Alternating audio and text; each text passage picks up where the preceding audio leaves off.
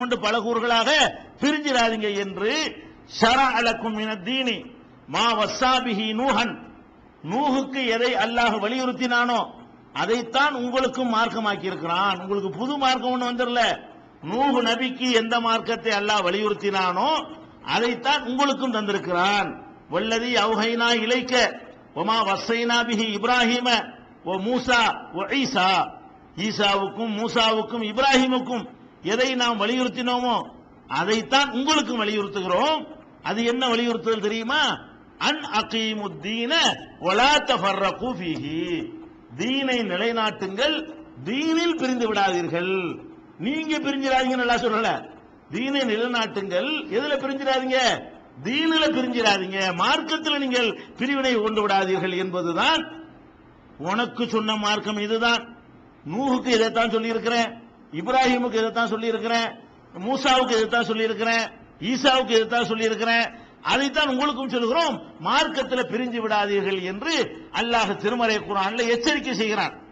எச்சரிக்கை செஞ்சாலும் முந்தைய சமுதாயம் எப்படி பல கூறுகளாக பிரிந்து போய்விட்டதோ அதே மாதிரி இந்த சமுதாயமும் ஒரு நபியை வழிகாட்டியாக ஏற்றுக்கிற சமுதாயம், ஒரு குர்ஆனை வாழ்க்கை நெறியாக ஒப்புக்கொண்டிருக்கிற சமுதாயம், இன்றைக்கு ஒரு மார்க்கம் ஒரு இஸ்லாத்தை ஏற்றிருக்கிற ஒரு சமுதாயம் மார்க்கத்தின் பெயரால் பல கூறுகளாக பிரிந்து நிற்கிற காட்சியை பார்க்கிறோம்.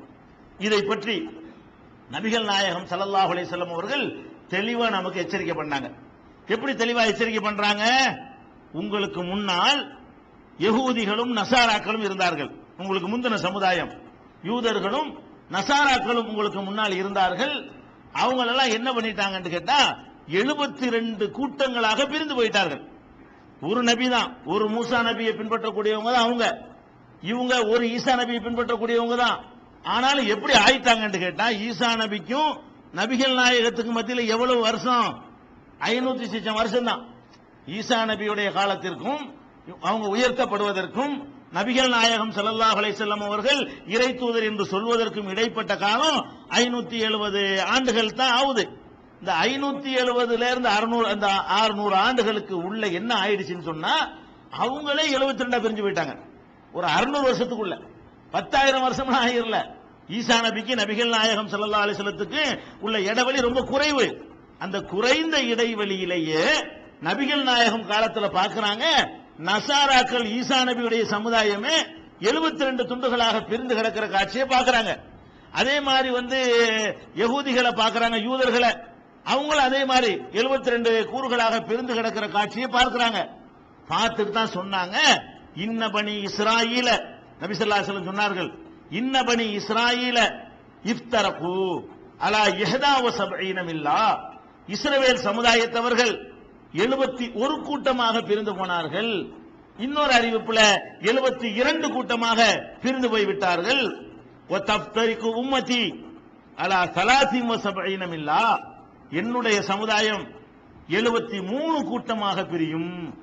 அல்லாஹ்வும் சொல்றான், நீங்க பிரிவீங்க, நீங்க முரண்படுவீங்க, ஆளுக்கு குழப்பிக்கிறீங்க, மார்க்கத்தை துண்டு துண்டு ஆக்குவீங்க, அதுக்கெல்லாம் ஜட்ஜ்மெண்ட் இருக்கிறது, நான் தீர்ப்பளிக்க போறேன் என்று அல்லாஹ்வும் திருமறையில எச்சரிக்கிறான்.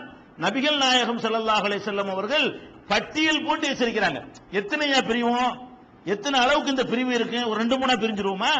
ஒரு 5-6 துண்டா பிரிஞ்சு கிடப்போமா? இல்ல, 73 அதோட ஒரு தாண்டி போவீங்க. அவன்லாம் 71 அல்லது 72 என்று சொன்னா நீங்கள் 73 பிரிவுகளாக பிரிவீர்கள்.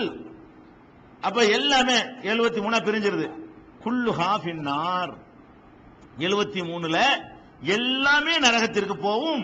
இல்லா மில்லத்தம் வாஹிதா, ஒரே ஒரு கூட்டத்தை தவிர. நபிகள் நாயகன் சொல்றாங்க, எல்லா கூட்டமும் நரகத்திற்கு போகும். 72 கூட்டமா 73 பிரிவீங்க, 73 எல்லாம் நரகத்திற்கு போகும். ஒன்ன தவிர கழிச்சா எத்தனைப்ப? 72. அப்ப 72 கூட்டங்கள் நரகத்திற்கு போகும், ஒரே ஒரு கூட்டம் தான் சொர்க்கத்துக்கு போகும் என்று நபிகள் நாயகம் ஸல்லல்லாஹு அலைஹி வஸல்லம் சொல்கிறார்கள். இதுவரைக்கும் உள்ள இந்த செய்தியை எல்லா உலமாக்களும் சொல்வார்கள். இப்ப நான் வாசித்த வரைக்கும் உள்ள இந்த செய்தி இருக்கு பாருங்க, எல்லா உலமாக்களும் சொல்லிட்டு என்ன செய்வாங்கன்னா, நம்ம தான் அந்த ஒரு கூட்டம். அதாவது ஒவ்வொருத்தரும் ஒவ்வொரு குரூப் என்ன செய்வாங்க, அவங்க இந்த 73 வாசிப்பாங்க. 73 வாசிச்சுட்டு என்ன செய்வாங்க, 73 பாத்தீங்களா? 73ல 72 நரகம், ஒண்ணுதான் சொர்க்கம். அந்த ஒண்ணு யார் தெரியுமா? நம்ம தான் அப்படிம்பாங்க. அதே மாதிரி நம்ம தான் நம்ம சொல்லிக்கிறோம், அப்படி நம்மளும் சொல்லிட்டு இருக்கிறோம், அவங்க நாங்க தான் சொல்லிட்டு இருக்கிறாங்க. எல்லாத்துக்கும் என்ன காரணம் தெரியுமா? இது இந்த ஹதீஸ் உண்மை இருக்குது, இதோட நிறுத்திக்கிறாங்க. நபிகள் நாயகம் ஸல்லல்லாஹு அலைஹி வஸல்லம் அவர்கள் ஆளாளுக்கு இஷ்டப்படி வளைக்கிற மாதிரி மார்க்கத்தை தரல. எங்கேயாவது இஷ்டப்படி வளைக்கிறது தென்படுச்சுன்னு சொன்னா அங்க என்னமோ ஒரு இருட்டடிப்பு நடந்திருக்கு, நீங்க விளங்கிக்கணும். அல்லாஹ்வுடைய ரசூல் சொன்னது தெளிவான மார்க்கம். தெளிவான மார்க்கத்தில் ஒவ்வொருத்தரும் நான் தான் சொல்ற அளவுக்குலாம் வழி இருக்காது. சொல்றான்னு சொன்னா என்னவா இருக்கேன், எடுத்து கொண்டாத, அந்த டெக்ஸ்ட் எடுத்துட்டு வா, முழுசா காட்டு அப்படின்னு சொன்னீங்கன்னு சொன்னா எல்லாம் நான் இல்ல நீ இல்லன்னு எல்லாம் ஓடி போயிடும். கடைசியில ஒண்ணுதான் நிக்க, அந்த ஒண்ணு என்னன்னு நமக்கு பளிச்சுன்னு தெரியும். அப்ப அந்த ஒரு கூட்டத்தை தவிர உடனே அடுத்து வருது அந்த ஹதீஸ் தொடர்கிறது. ஃபகீல, நபித்தோழர்களால் நபிகள் நாயகம் ஸல்லல்லாஹு அலைஹி வஸல்லம் அவங்கள்ட்ட கேள்வி கேட்கப்படுகிறது. மல் வாஹிதா, அந்த ஒரு கூட்டம் எதுன்னு சொல்லுங்க. 72 நரகத்தை 72 நமக்கு தேவையே இல்லை, அது தெரிஞ்சு நமக்கு என்ன ஆக போகுது, இந்த ஒண்ணை சொல்லுங்கிறாங்க. அந்த ஒரு கூட்டம் எதுன்னு சொல்லுங்க, அதுல நாங்க இருந்துட்டு போயிடுறோம். 72 நரகம் போகுதுல, ஒண்ணுதானே சொர்க்கம் போகுதுன்னு சொல்றீங்க, அந்த சொர்க்கத்துக்கு போகிற அந்த ஒரு கூட்டம் எது என்று சஹாபாக்கள் இந்த கேள்வியை தான் மறைச்சிருவாங்க. அதாவது 72 கூட்டம் நரகத்துக்கு போகும், ஒரு கூட்டம் சொர்க்கத்துக்கு போகும்னு சொல்லுவாங்களே தவிர அந்த ஒரு கூட்டம் எதுன்னு ரசூலுல்லாஹ் வழக்கு கடமைப்பட்டிருக்காங்களா இல்லையா? அல்லாஹ்வுடைய ரசூல் மொட்டையாவை சொல்லிட்டு போவாங்க, 72 நரகம் ஒன்னு சொர்க்கம் இப்படி சொல்லிட்டு போனா என்ன நன்மை? இதனால என்ன நேர்வழி இருக்கிறது, இதுல என்ன போதனை இருக்கிறது, இதை வச்சு யார் திருந்த இயலும்? இந்த அளவுக்கு ரசூலுல்லாஹ் சொன்னாங்கன்னு வைங்களேன், இப்படி சொல்லி இருப்பாங்களா? அல்லாஹ்வுடைய ரசூல் எதையும் அழகாக ஜாமிஉல் கலீம் சொல்வது அவ்வளவு வற்றுக்கமாக அவ்வளவு தெளிவாக சொல்லக்கூடியவங்க. அவங்க சொல்லல இவ்வளவு இருக்குமா? 72 நம்ம இருக்கிறீங்கன்னு வைங்களேன், இது 25 பேர் கட்டவன், 25 பேர் நல்லவன், என்ன நன்மை இருக்குது? எந்த 25 நல்லவன், எந்த 25 கட்டவன் சொன்னா தானங்க அதுக்கு தகுந்த மாதிரி நம்ம நம்மளை மாத்திக்கலாம், அல்ல திருத்திக்கலாம், எச்சரிக்கையா இருந்துக்கலாம். அப்ப நபிகள் நாயகம் ஸல்லல்லாஹு அலைஹி வஸல்லம் உடைய ஹதீஸ்ல இதுக்கு அப்புறம் சஹாபாக்கள் கேட்கிறாங்க, மல் வாஹிதா, அந்த ஒரு கூட்டம் எது? ரசூல் ஸல்லல்லாஹு அலைஹி வஸல்லம் சொல்றாங்க, மா அன அலைஹில் யௌம வ அஸ்ஹாபி, நானும் என்னுடைய சஹாபாக்களும் இன்றைக்கு எப்படி இருக்கிறோமோ அப்படி இருப்பவர்கள். இதான் நபிகள் நாயகம் ஸல்லல்லாஹு அலைஹி வஸல்லம் சொன்ன விடை. அப்ப நமக்கு ரொம்ப அற்புதமான விடை. அதாவது 72 கூட்டம் எது என்பதை விளங்குறதுக்கு முடியாவிட்டாலும் முதல்ல ஒரு கூட்டத்தை விளங்கிக்கிறங்க. 72 கூட்டத்தை வழங்க போறோம். 72 கூட்டத்துக்கு முன்னாடி ஃபர்ஸ்ட் விளங்குறது என்ன? சரியான கூட்டம் எது? நானும் என் தோழர்களும் எப்படி இருக்கிறோமோ அப்படி இருப்பவர்கள் என்று ரசூலுல்லாஹ் சொன்னா கூட குழப்பம் வந்திருக்கும். ஏன்? தோழர்களுக்கு மத்தியில் யுத்தம் நடந்துச்சு, அப்ப நம்மள இது மாதிரி வெட்டிக்கிறணுமா கேள்வி வரும்ல. நானும் என் தோழர்களையும் போல இருப்பவர்கள் வச்சுட்டா நபிகள் நாயகம் காலத்தில் ஒத்துமையா இருந்தாங்க. நபிகள் நாயகத்துக்கு பிறகு பல சண்டைகள், பல சச்சரவுகள், பல குழப்பங்கள், பலவிதமான விஷயங்கள்லாம் நடந்திருக்கிறது. ரசூலுல்லாஹ் காலத்தில் இருந்த மாதிரியான ஒரு தூய்மை அவங்க காலத்துக்கு பிந்தி இருக்கவே இல்லை. கண்டிப்பா மாற்றங்கள் ஏற்பட்டுச்சு.